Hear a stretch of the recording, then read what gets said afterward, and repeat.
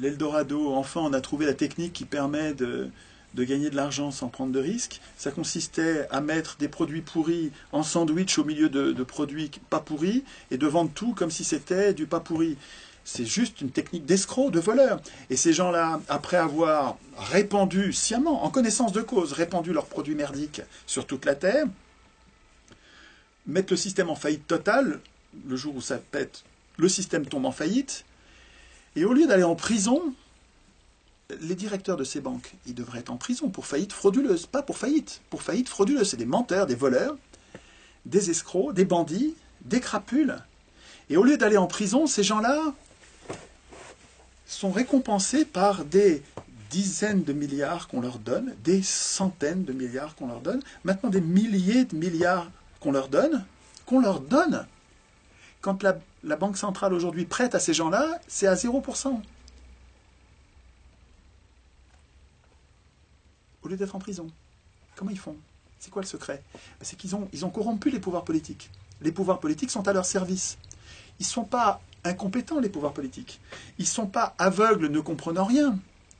Ils sont en mission contre nous, au service des banques. C'est plus qu'un complot, c'est un crime, c'est un attentat au bien commun. Alors, attention, il faut comprendre ici l'importance stratégique pour le système de domination bancaire, où les usuriers ont pris le pouvoir là. Il faut prendre la mesure de l'importance pour eux de la théorie du complot. La théorie du complot, qui consiste à accuser de maladie mentale ou de dérives extrêmes droitières, c'est-à-dire de dérives fascistes, alors avec tous les gros mots qui vont bien, d'accuser de tous ces mots les citoyens qui découvrent le complot et condamnent le complot et parlent de crimes, de trahison. C'est essentiel pour le système de les discréditer très vite en les amalgamant avec le pire du pire, c'est-à-dire avec Hitler, quoi. Voilà, avec le fascisme.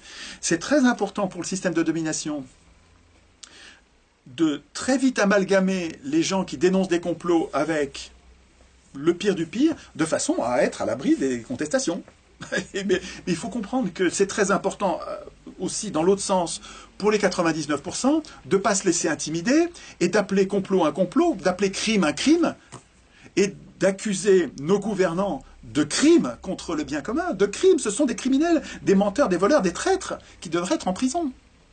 Et si on s'interdit d'analyser la trahison actuelle du bien commun par nos gouvernants, si on s'interdit de l'analyser en termes de complot, mais on protège des traîtres. Et de fait, alors sciemment ou inconsciemment,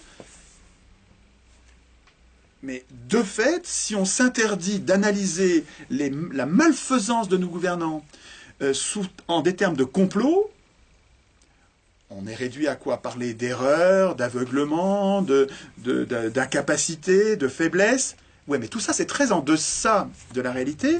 Ça nous conduit à un mauvais diagnostic, un diagnostic qui est à côté de la plaque et qui fait qu'on ne peut rien régler. On se ficelle les mains dans le dos et on va prendre tous les coups sans pouvoir résister. C'est très important pour les 99% de reprendre l'analyse en termes de complot, de chercher les complots, de les dénoncer et de punir les comploteurs tout de suite.